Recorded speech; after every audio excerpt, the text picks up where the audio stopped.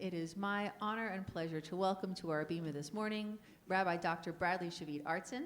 He holds the Abner and Rosalind Goldstein Dean's Chair of the Ziegler School of Rabbinic Studies and is Vice President of American Jewish University. Rabbi Artson has long been a passionate advocate for social justice, human dignity, diversity, and inclusion.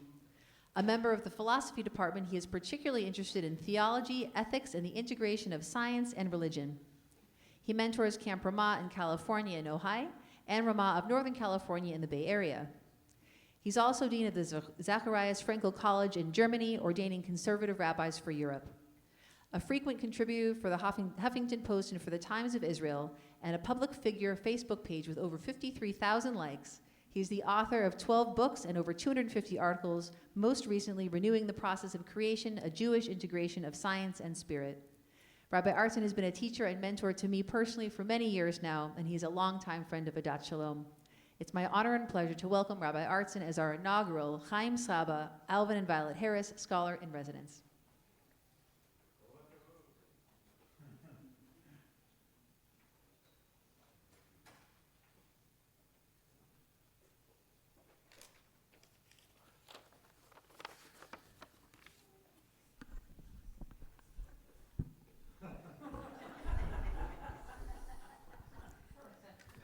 Thank you, Rabbi.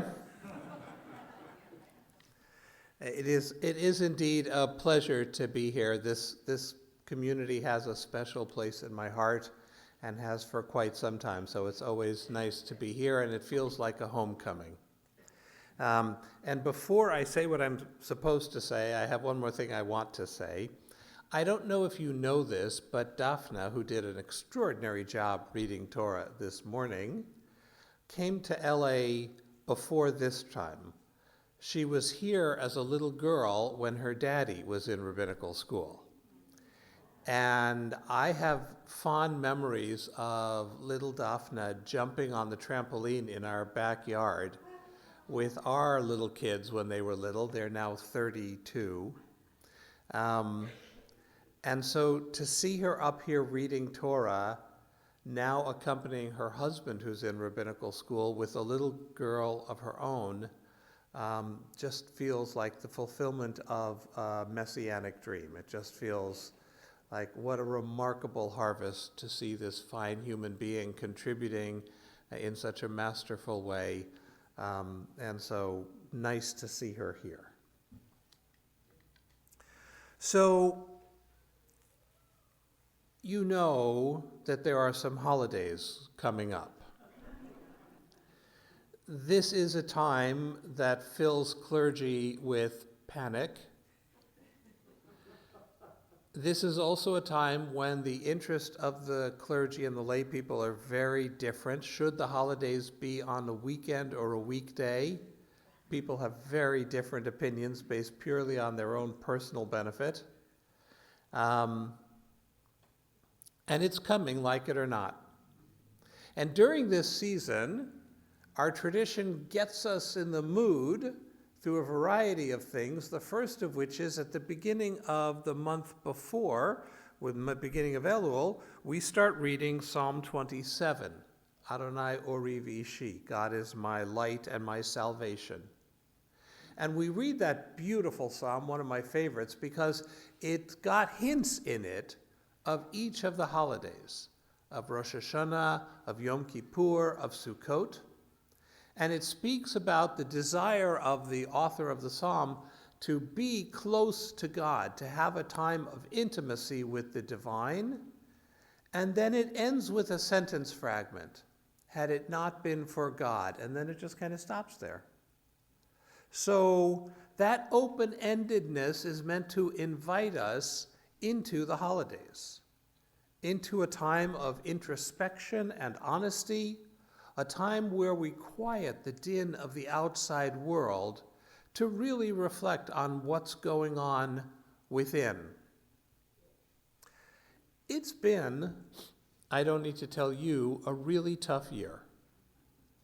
It's actually been a really tough several years. It's been tough to be an American. It's been tough to be a Jew. It's been tough to be a lover of Israel. People are in a state of constant rage and anxiety, and everybody's reserves are depleted, and we're all taking it out on each other all the time. And so we're asked again to try to find a quiet inner space from which we can replenish ourselves. We can develop the resources to be able to be our best selves, especially in such a challenging time. Years ago, I had a friend who was a therapist, and if you asked her how she was doing, she would say, "Many things are excellent." Perfect answer, isn't it? Because it doesn't mean you're lying about all the garbage that's flying around. It just means you're choosing not to focus on it. And I think that's our task at this season. Many things are excellent, some things less so. Can we center the excellence and give us the capacity to then respond to the stuff that's less excellent? The highlight of the psalm is a remarkable line where the psalmist reveals math as bad as my own. Achad sha'alti me'et Adonai. I ask only one thing of God, and then he goes on to say two things. All right, so the one thing is Shivti b'veit Adonai, to dwell in God's house, ulevaker b'hechalo, and to visit God's holy place. One thing that's two things. I want to dwell and I want to visit. And I think that one of the reasons we read this psalm these days is that neatly describes the Jewish people. There are those who dwell in God's house, and there are those who are about to come for a visit. And it's an interesting thing, not just at this congregation, but congregations all around the world. They will fill up with Jews who are part of their annual pilgrimage trip to the synagogue. And we always do so well with them that by the end of Yom Kippur, they're full, and we won't see them for another year. Now, there are a couple ways you can think about that, and I want to offer you what I'd like us to try for this year. You all are the dwellers in God's house. You come week after week. You come whether there's a speaker or not. You're reliable and present. You know when you're supposed to stand. You know when you're supposed to bow. You know when you're supposed to shuffle your feet. You know all of those things. You have all the secret codes. This is very much a second home for all of us. And so it's easy to look at the people who are going to flood this room in a week,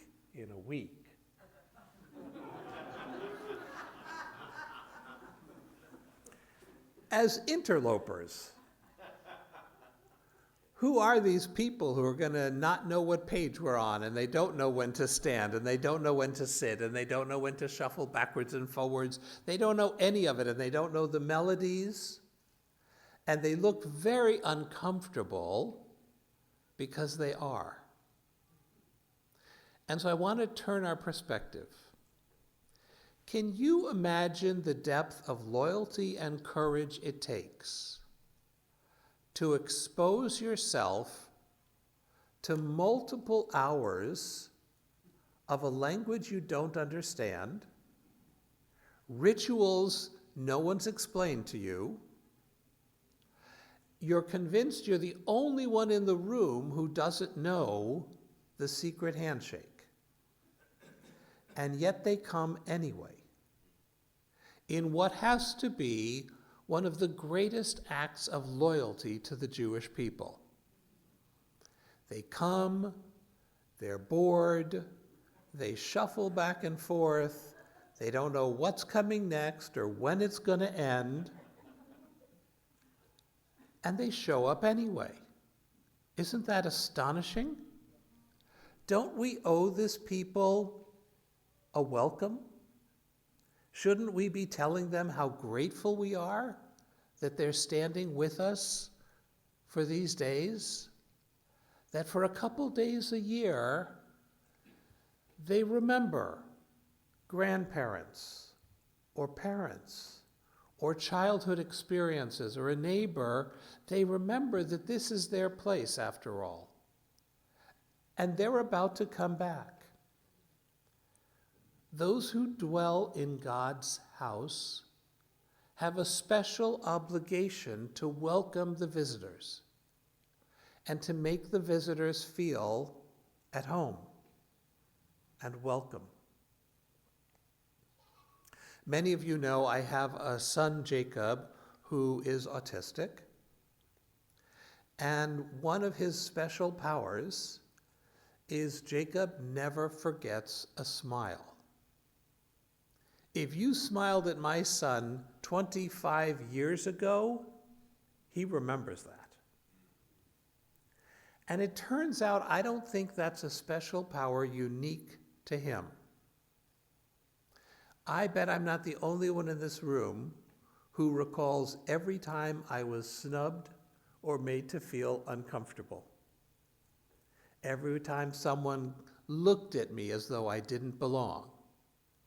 I have a mental catalog of every single such incident, and it takes nothing but stubbing my toe on another such incident to open up the book with all of them available.